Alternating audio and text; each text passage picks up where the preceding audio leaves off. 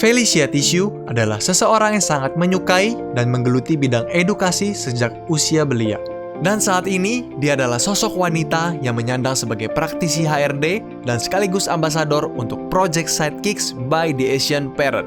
Di tengah karirnya yang sedang menanjak, dia dihantam satu ujian yang tidak pernah terduga. Welcome to Grace No Limit. Selamat datang ke Grace No Limit dengan saya Grace dan Justin. Dan hari kita ngobrol dengan Felicia Tissue. Hai Felicia. Hello, hi Grace, hi Justin, hi everyone. Hai. Welcome to Grace No Limit. Nah Felicia, kamu adalah seseorang sebetulnya yang sangat privat, bukan seseorang yang publik sama sekali. Tetapi karena satu event in the past, kamu tiba-tiba terpaksa, terdorong harus menjadi seseorang yang publik, di mana banyak orang bahkan strangers yang komentarin, kepoin masalah kamu, hidup kamu secara pribadi. Bagaimana sih kamu meresponsnya dan apakah your life change because of that? Actually, it was something kayak aku tuh sebenarnya juga nggak prepared ya to do that. Tapi karena aku memang kayak Grace bilang, saya itu karena ada satu dorongan yang saya berasa harus ada perlunya. Because orang itu banyak spekulasi yang di luar sana. And saya punya main focus itu hanya untuk menjaga reputasi dan juga my family's reputation, my own reputation, dan juga saya nggak mau lagi my family to be hurt. Dan memang for me itu nggak ada waktu untuk saya namanya recover for my own self dulu. For me it's benar-benar karena ada satu tujuan bahwa I have to make a stand. This is who I am, dan itulah kenapa saya mendorongkan diri dan juga ada benar-benar keberanian untuk menghadapi namanya publik. Like Grace say, memang aku tuh I'm a very introvert person, I'm an introvert person, tapi ya because of the situation I have to adapt. Aku harus adaptasi dan juga untuk membuktikan bahwa this is who I am, and that benar-benar value itu cuma hanya satu tujuan, to protect my family. Oke. Dengan proses kamu harus open ya, sharing di publik dan sebagainya itu, apakah membantu kamu untuk merecover, katakanlah recovery, apa membantu kamu dalam proses tersebut atau justru malah lebih susah karena tadi kamu bilang tidak ada waktu untuk diri kamu sendiri? Benar, memang bukan hal yang mudah gitu, but at the same time dengannya aku memang memberanikan diri, Feli malah berasa bahwa benar, it's a very tough process. Even I also until now aja I'm still on the road to recovery. Terus terang, it is not an easy thing. That's why ini memang satu pertanyaan yang sulit ya. Aku bisa bilang bahwa aku ini masih di pertengahan jalan. I am still not at the finish line yet. I'm not at the starting line, tapi aku memang di pertengahan jalan ini, and I'm still trying my best. Aku pun juga I don't know also how to actually explain, but it's not an easy journey that I went through. Dan terus terang, you can imagine orang yang satu kepribadian yang sangat introvert, orang yang sukanya apapun itu personal, very private, tapi tiba-tiba itu I have to face the public, I have to face the limelight. And thankfully aku memang banyak orang yang support itulah, and my family juga benar-benar sangat support, and they know that Feli ini memang sifatnya memang dari dulu begitu, bahwa kalau saya ada sesuatu yang saya harus tanggung jawab, saya akan tanggung jawab. I will learn. Kayak bahasa Indonesia aja is something that I learn. I try to actually speak well. Gitu. Karena apalagi bahasa Indonesia is not my first language. Itu bukan, is English. My second is Mandarin. Dan sekarang harus bahasa Indonesia. But it's okay. Feli berasa is for the better of myself juga. Nah, Feli, sebetulnya kan banyak anak muda, baik itu laki atau perempuan, yang saya rasa juga pernah mengalami apa yang kamu alami, in the sense adalah breakup ataupun relationship failure ya. Bahkan mungkin orang sudah menikah, cerai itu juga satu trauma yang juga bisa jadi besar sekali. Sebetulnya bagaimana sih, atau mungkin ada tips nggak dari Felicia sendiri, walaupun Anda juga tadi bilang belum selesai ya dari proses tersebut, tapi apakah hal membuat kamu membantu kamu untuk bisa untuk bisa tadi kata recover better, healing better, apakah tadi ada keluarga atau iman kamu, bagaimana sih semua proses tersebut? What can help somebody? For me, I think dua faktor yang sangat penting. It's pertama waktu, dan kedua itu adalah menerima. Menerima itu bukan berarti kayak misalnya kita menerima perilaku atau perbuatan yang pihak sebelah sana sudah berbuat, be it the good atau yang kekecewaan and all that. No, it's not mereka punya perilaku yang kamu lihat dan kamu menerima, tetapi menerima arti kata kamu punya sendiri. Apa yang kamu rasakan, your feelings, kesakitannya, kepahitannya, itu kamu benar-benar harus menerima itu. And you benar-benar it's like kamu punya scars, kamu wear it like your armor di depan. Kamu tunjukkan itu dan kamu mengakui itu bahwa itu apa yang kamu rasakan. Actually that is for me. Karena after that udah kamu bisa menerima itu, barulah dengan seiring waktu you will heal. time will heal things. And not only that, tapi kalau saat kamu menerima hal tersebut, kamu juga sebetulnya membukakan diri kepada, kamu kasih kesempatan kepada orang-orang ini, kayak misalnya your friends, your family, karena inilah kayak bisa dibilang itu unconditional love from your friends and your family. So cinta itu bukan hanya dari kita punya antara cowok atau cewek gitu ya, bukan hanya sebuah hubungan, tapi juga hubungan dengan kamu punya sahabat, kamu punya teman, kamu punya keluarga, your siblings. Nah, that is when after that you will know that cinta itu sebetulnya ada. And you don't, karena kamu punya kejadian, kamu jadi kayak satu trauma atau paranoid dengan hal itu. Kamu harus percaya bahwa, abis itu ya kita, Feli ini juga untungnya imannya lumayan kuat, bahwa Feli percaya bahwa itu adalah ujian dari Tuhan. Dan ujian ini beda dengan namanya godaan. Ujian itu adalah dari Tuhan yang gak mungkin mencelakakan kita. That is what I believe. Ujian itu tidak akan mencelakakan kita, tapi itu sebuah pengalaman, dan you cannot buy experience. Pengalaman itu tidak bisa kamu beli dengan uang. So you take the experience, kamu ambil itu hikmah, and only then when you are ready, you will find out that sebetulnya love will find you. Cinta akan menemukan kamu malah. So that's how you open yourself. Itu yang, this is the journey that I'm going through gitu. Dua hal ini. Then also I think that bukan hanya itu juga, tapi everything is a process ya. Tapi kamu kalau punya kepercayaan, kamu punya iman ya, you will know that Tuhan itu akan menuntun kamu kepada what is the right direction, what is the right route gitu. Kamu harus benar-benar percaya aja, walaupun kamu memang it's a setback, kamu ada experience setback, but believe that in time you are able to get through it. Setuju banget dengan perkataan Felicia bahwa cinta itu bukan masalah cuma laki dan perempuan, tapi banyak hal ya. Bahkan juga kita dengan Tuhan itu ada cintanya yang beda lagi dengan orang tua kita, dengan cinta agape love itu kan beda dengan kita punya manusia punya hubungan love ya kan. So thank you so much for sharing that ya Felicia ya. Nah ini pertanyaan yang menarik nih pada anak-anak muda seperti Justin dan juga Pak Felicia, karena saya kan jauh lebih tua daripada kalian ya kan. Dengan sekarang ini ada teknologi, ada social media ya kan. Sebetulnya untuk masalah dating nih ya, nyari jodoh buat umur kalian ini ya, apakah lebih gampang atau lebih mudah justru? Ya memang zaman sekarang kan karena adanya social media, there's a dating platform, dating app, and then makanya all this terminology banyak yang keluar muncul seperti ya kayak breadcrumbing and ghosting and all that. Tapi menurut Feli yang terpenting itu how, kalau kita misalnya as a young adults lah, me and Justin mungkin udah dianggap young adults lah kita. Ya kita harus tahu what is our age group. Age groupnya kita nih di mana. Kayak misalnya if you are 13 ke 19, 13 to 19 kan di-considered teenager kan. So kalau misalnya kamu itu teenager, ya ada namanya kan kayak cinta monyet ya, puppy love ya waktu itu di saat itu ya kan, pasti kan ada ya kalian yang cinta monyet, puppy love. Tapi kalau kita udah berusia 20 kayak sekarang kita udah 20 lebih, pasti your punya kedewasaan ya sudah berbeda. Your mind, kedewasaan dalam segi kita punya perilaku dan juga kita punya kematangan dalam mental itu sudah harusnya berbeda. Memang nggak semua orang itu patokannya dengan umur lah, tapi it is something that harusnya kita sudah ada. Karena for me I feel that very strongly bahwa kalau kita sudah dewasa, you already 20 plus, kamu itu harusnya udah dewasa di mana you know how to treat someone. Kamu itu udah tahu kalau kamu ada hubungan sama seseorang, apa sih ini hubungan. Jadi apapun yang kamu buat, kayak kamu tuh udah you make a decision, kamu itu tahu bahwa okay, this is hubungannya apa ya sebetulnya, dan cara kita harus memperilaku orang itu harusnya kayak segimana. Kalau misalnya kita sudah begitu, barulah kita bisa tahu how to navigate dalam arti kata bahwa kayak kita jadi tahu bahwa ideal relationship kita ini seperti apa sih yang kita cari di sosok ini orang. Karena kadang-kadang kalau kita lagi namanya PDKT, pendekatan sama orang, kan kita kan ignore all the red flags, kayak bener-bener kayak misalnya apapun juga kita iyain, tapi sebenarnya itu nggak baik.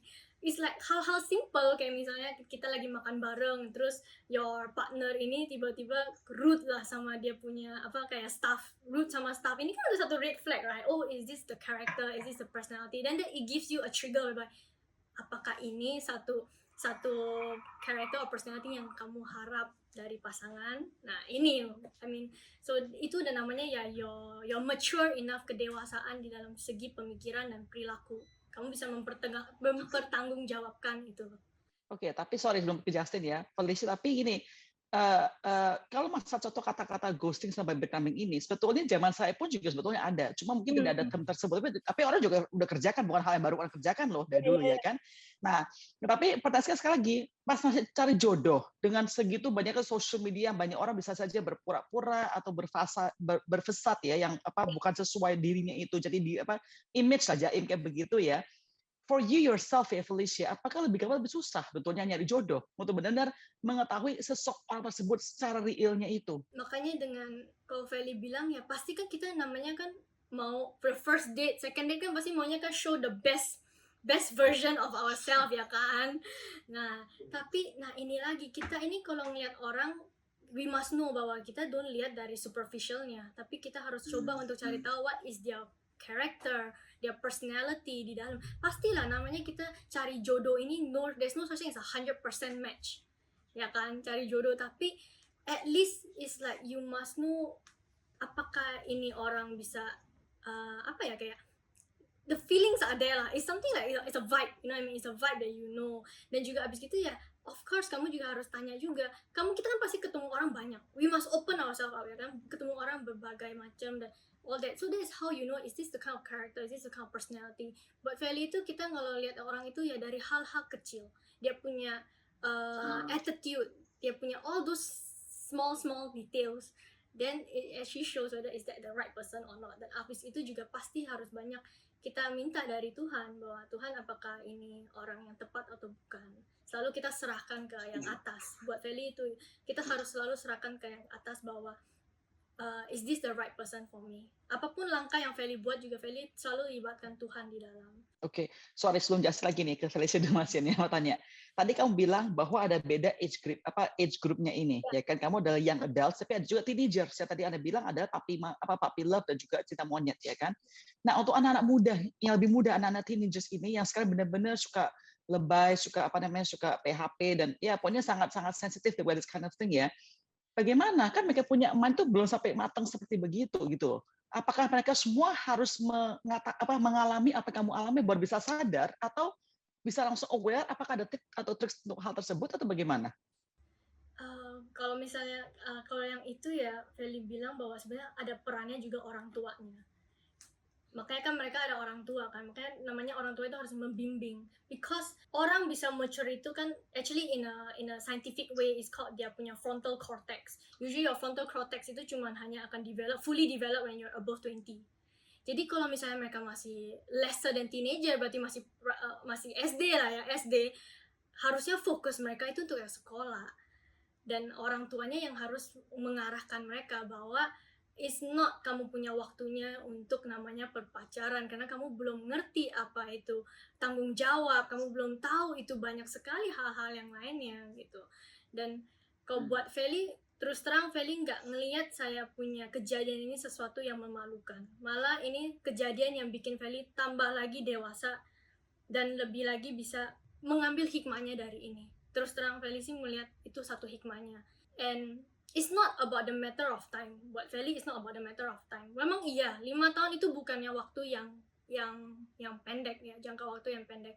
Tetapi Feli memang ngelihat lebih ke depannya lagi. And seperti Feli bilang, ini sebuah ujian dari Tuhan.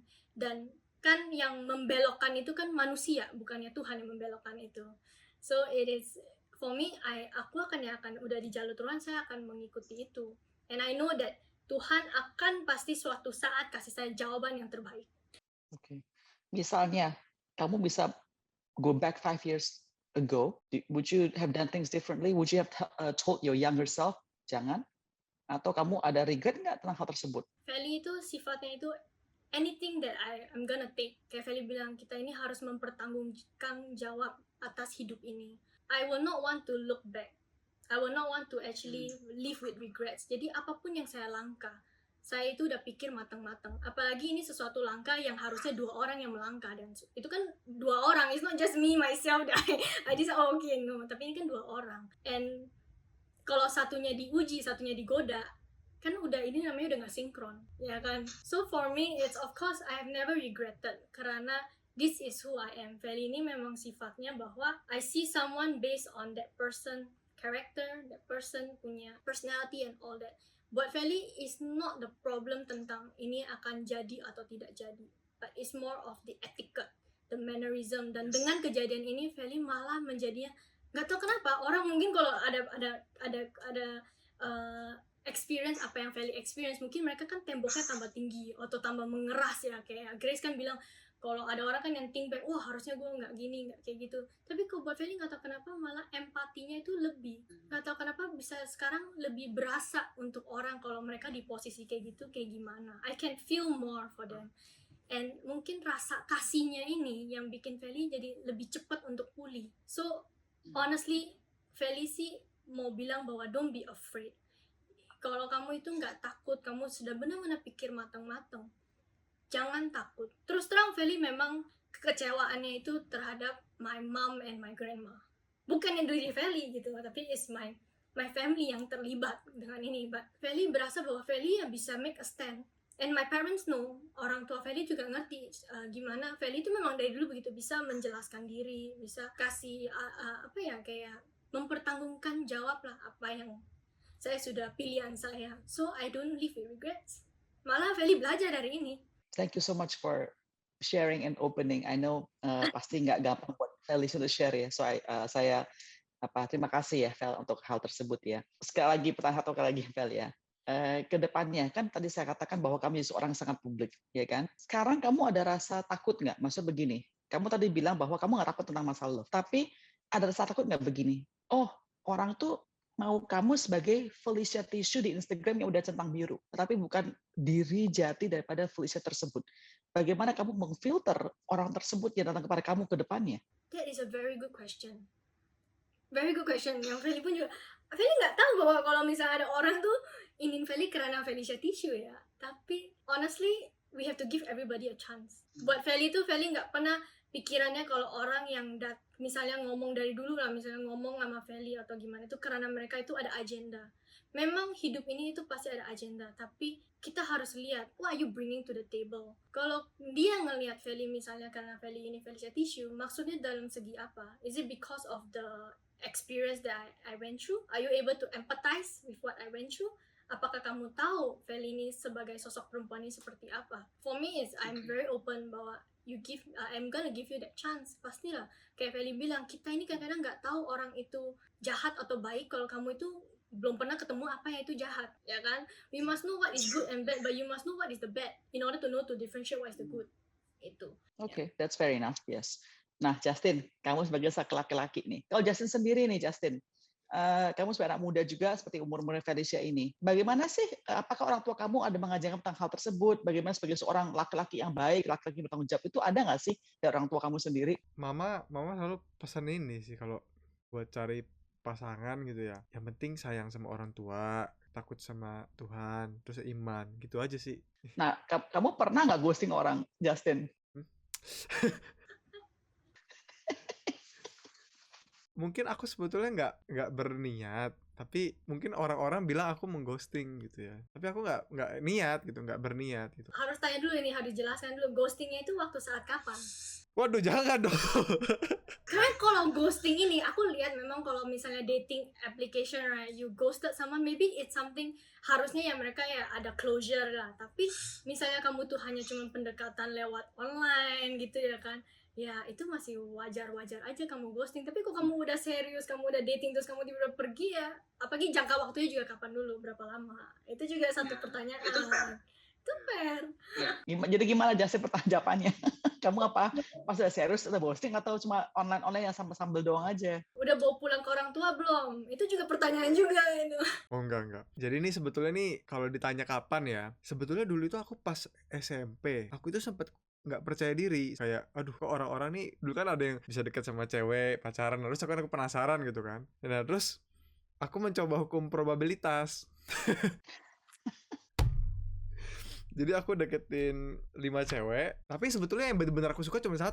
Tapi maksudnya yang sisanya ini ya cantik-cantik. Nah, terus sampai tiba-tiba kita kan kayak SMS-an, dulu kan zamannya SMS-an gitu kan.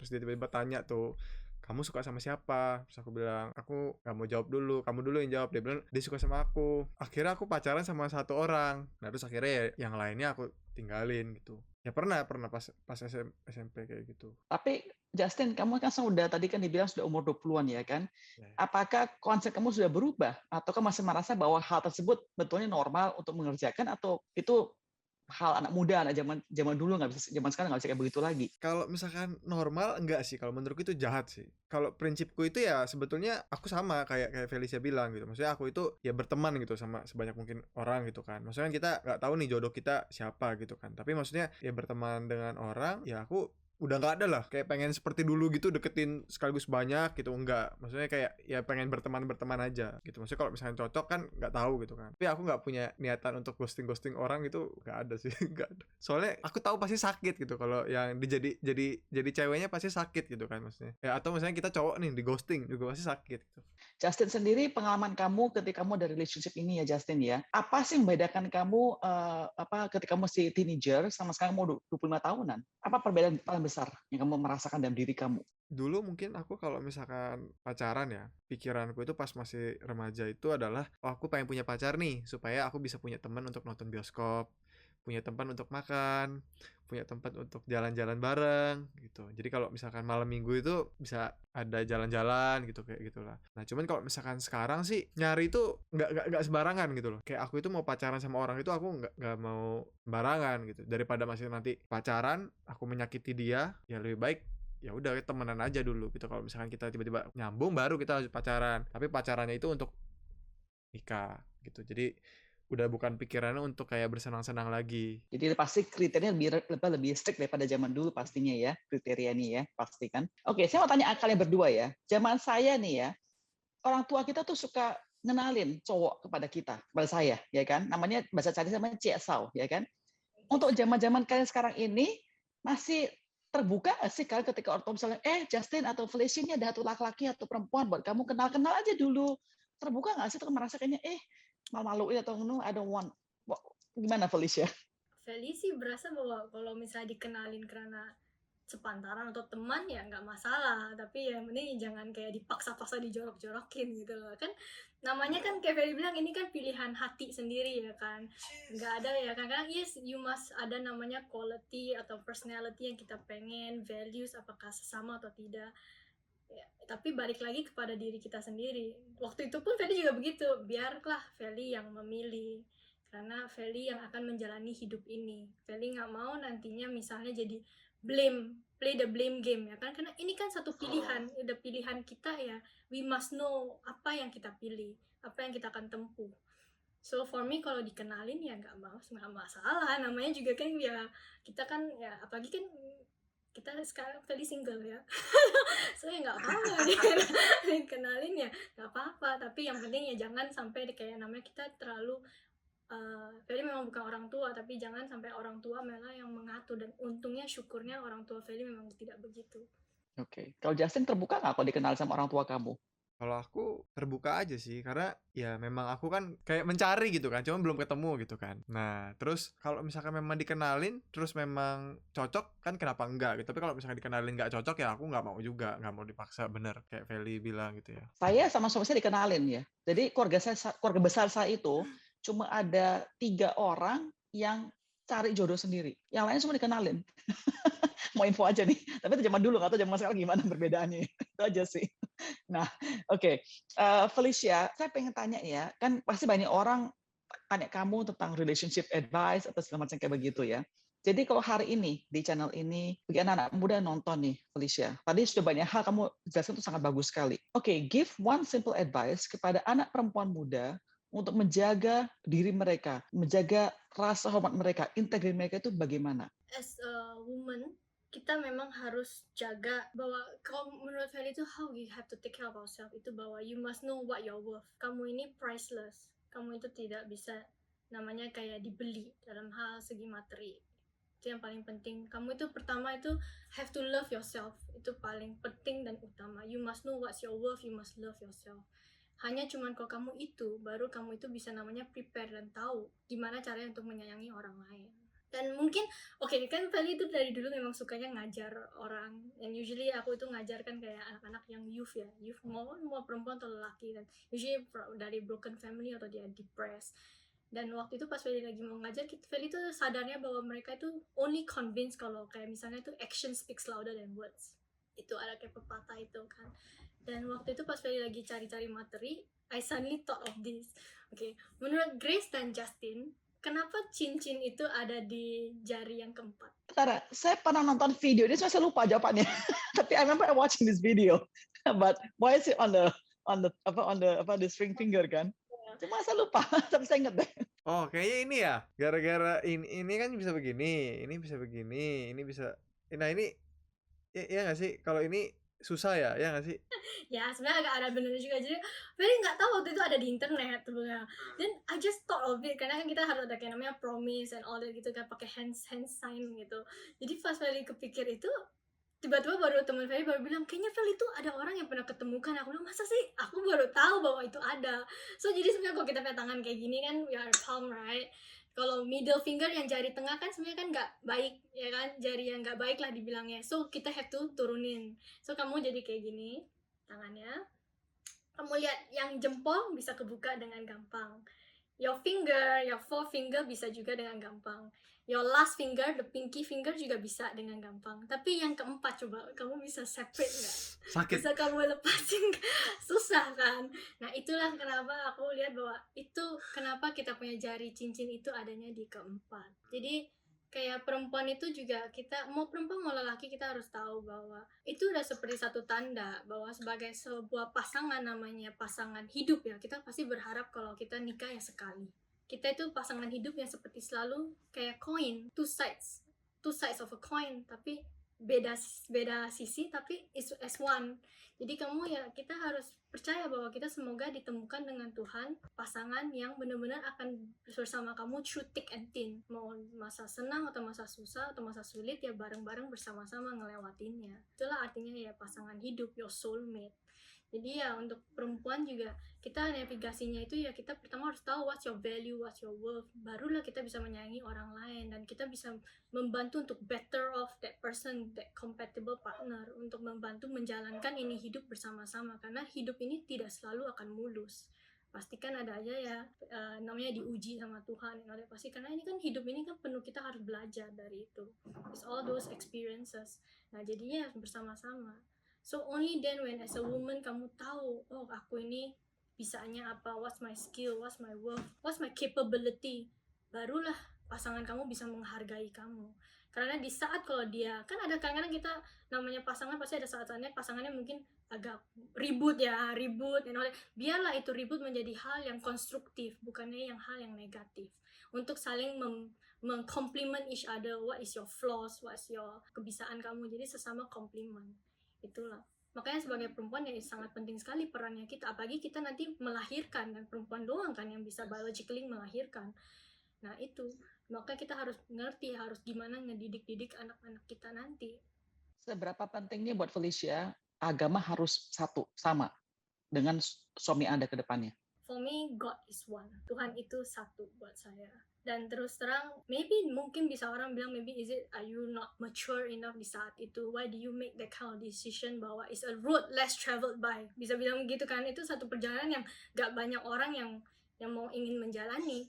Tapi kenapa Feli begitu penuh kepercayaan? Karena Feli memang menaruh kepercayaan yang full terhadap itu orang. Mungkin ada orang bilang, wah Feli kok sangat polos sekali atau gimana.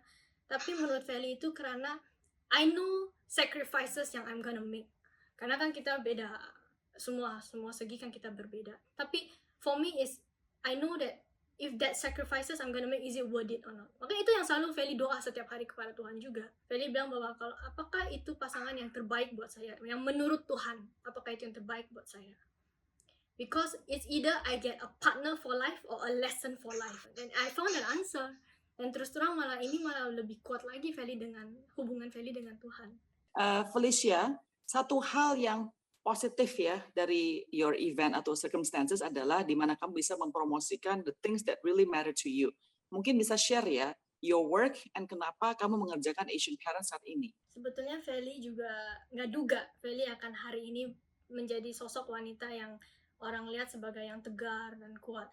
And honestly itu sesuatu like I mean Asian Parent udah quite udah lumayan lama, lumayan berapa tahun Feli udah di Asian Parent, dan my main scope sebetulnya bukan untuk only the stillbirth. That is not my main scope, tapi itu menjadi satu CSR yang waktu Feli masuk I spearheaded. Jadi yang punya perusahaannya CEO-nya menyuruh Feli untuk di dalam itu CSR, karena dia berasa Feli punya pengalaman dulunya untuk doing all this empowering of youth. Jadi sekarang why not you empower women and try to educate the masses tentang hal stillbirth. Dan it's something that benar-benar resonate dengan apa yang Feli percaya, dan Feli berasa bahwa itu sesuatu yang lebih banyak harusnya orang mengerti tentang hal apa sih stillbirth. Jangan disamakan dengan namanya miscarriage. Yes. Felicia coba mungkin explain apa itu stillbirth, apa beda dengan miscarriage. Oke, jadi kalau stillbirth itu adalah mati bayinya itu mati di dalam kandungan. Ya, jadi mati di dalam kandungan. Dan ini perbedaannya dengan miscarriage itu adalah miscarriage itu kan masih bisa dibersihkan sama dokter kan. Tapi kalau udah stillbirth berarti ini udah menjadi bayi dan dia harus deliver the baby seperti kalau ibu yang mau melahirkan anak secara kayak normal atau sesar. Nah, itu jadi mereka benar-benar menerima ibunya itu memegang anaknya itu yang sudah keadaan mati. So dia like an angel baby dipanggilnya. So it's very saddening. Dan kita punya satu gerakan itu juga bukan hanya untuk orang lebih mengenal apa itu stillbirth, karena ini sebenarnya satu prevalent in the Southeast Asia region. Dan Indonesia memang yang ranking nomor kedua yang paling banyak tentang stillbirth. Untuk Singapura kita sudah berhasil government-nya sudah memindah untuk dari 28 minggu diturunkan ke 22 minggu. Jadi kalau ada ibu yang 22 minggu udah 22 minggu dan mengalami stillbirth, dikasih maternity leave and also all those eligibility dia punya, all those benefits mereka akan menerima. Dulunya enggak, harus tunggu sampai 28 minggu. Nah, kalau sekarang itulah kita maunya kasih all this awareness. We want to actually make a movement bahwa please try to understand all these mothers. Mereka apa sih stillbirth, karena mereka mengalami tapi mereka kurang ngerti. Dan memang stillbirth ada orang yang bilang bahwa it's hard, benar-benar susah untuk mencegah, tapi bukannya berarti mustahil. Ada cara-caranya untuk cara mencegah stillbirth from happening. Misalnya kayak tidurnya waktu berapa trimester kalau nggak salah harus dari samping, sleep on your left, sleep on the side. Then after that ada lagi kayak kita harus count the kicks. Jadi kita punya organisasi ini ada bikin all this tracking app. Jadi aplikasinya kamu bisa tahu berapa kali tendangan bayi kamu. This how we mencegah, karena kadang-kadang stillbirth itu happen karena dia punya umbilical cord itu di lehernya itu bayi, dan ibunya nggak tahu kan bahwa bayinya lagi ada kena kecekek gitu. Nah, so these are the things that we try to create more awareness biar ibu-ibu bisa tahu caranya mencegah kayak gimana.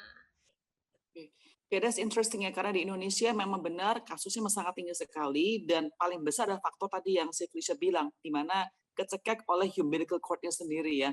Jadi kalau di Indonesia itu, kalau saya bisa katakan bahwa akses dari nakesnya masih sangat kurang sekali. Jadi mereka tuh ke dokter Indonesia masih sangat dikit sekali, terutama dokter OBGYN ya kan. Jadi kita harus mengempower para bidan kalau di Indonesia. Bidan tuh di Indonesia kira-kira 100 ribuan, kalau dokter tuh cuma 80 ribu. Ya kan, jadi kalau bidan banyaknya, terutama daerah pelosok-pelosok di Indonesia itu bisa membantu untuk memonitor dan juga raise awareness kepada para ibu yang sedang hamil. Ya kan, juga masalah nutrisi lah, masalah tadi detak jantung, edukasi dan segala macam begitu. Jadi definitely ya, Felicia, satu isu yang sangat penting diperhatikan dan juga dipromosikan terus di Southeast Asia, cuma di Indonesia ya Felicia ya. Iya, kita memang promosikan di berbagai negara juga, 7 negara lain juga kita memang membuat ini awareness juga, karena benar kayak Grace bilang, dia actually benar cara untuk bisa menyelamatkan ini bayi sebetulnya sebelum too late. Karena mereka kan juga, makanya inilah kayak aku bilang, Tuhan kasih kita nyawa, inilah yang kita jangan sia-siakan. Kita harus bertanggungjawabkan, karena it's not easy untuk melahirkan satu anak ke dunia ini, itu nggak mudah. Itu perjalanan yang cukup lama, dan ibunya ini benar-benar under tremendous stress. Bisa bayangin, kita makanya ada juga healing mode namanya di dalam kita punya aplikasi, ada healing mode untuk biar ini ibu bisa bangkit kembali, karena it's a trauma juga gitu. Bayangin kamu melahirkan bayi yang kematian gitu, it's very sad. Dan jadi Justin, Jelasin buat perempuan tuh trauma banyak banget traumanya. Trauma ketemu cowok yang salah, traumatik anaknya meninggal. Trauma di ghosting gitu. It's tough being a woman, I can tell you that right now. Nah saya by the way punya 3 putri, jadi it's tough for me too.